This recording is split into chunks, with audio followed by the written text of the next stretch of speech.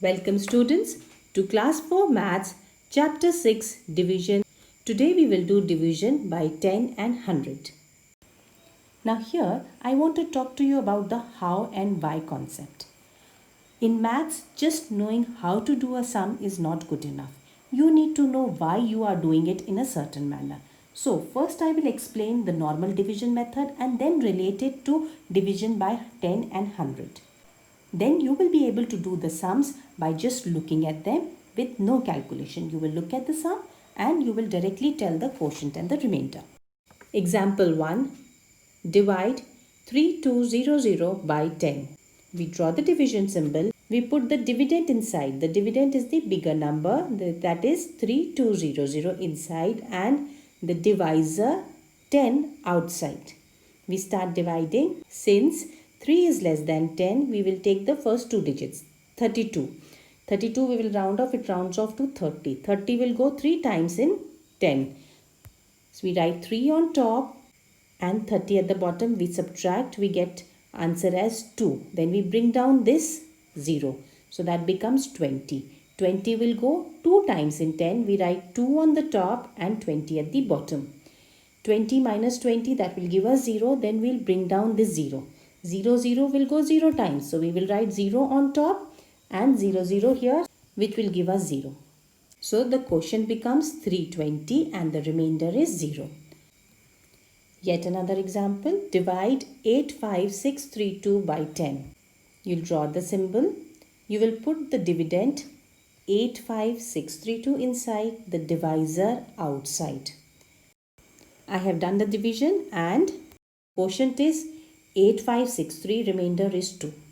Now did you notice one thing? When we are dividing by 10, the last digit of the dividend is the remainder and whatever is left in the dividend after removing the last digit.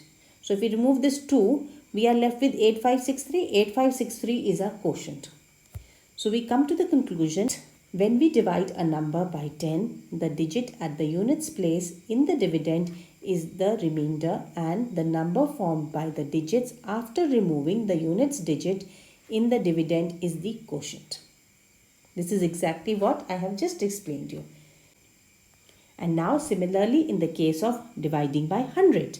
When we divide a number by 100, the number formed by the last two digits on the extreme right in the dividend is the remainder and the number formed by the remaining digits is the quotient.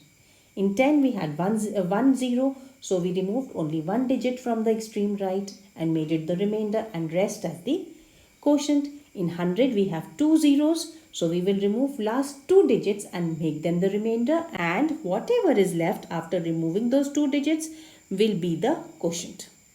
Now you're ready to do worksheet 6.3. Find the quotient and remainder. Question 1. 408 divided by 10. Question 2. 7007 divided by 10. Question 3. 15,632 divided by 10. Question 4. 305 divided by 100. Question 5.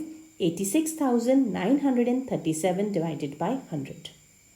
Now students, pause the video. You can write your name in the comment section and type your answers there.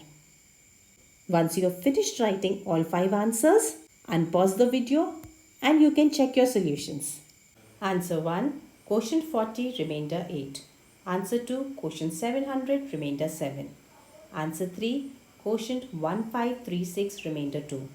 Answer 4. Quotient 3, remainder 5. Did you all get the fourth one correct? This was a tricky one. Here remainder is 05. So that is why I have written only 5 there. Even if you have written 05, it is correct.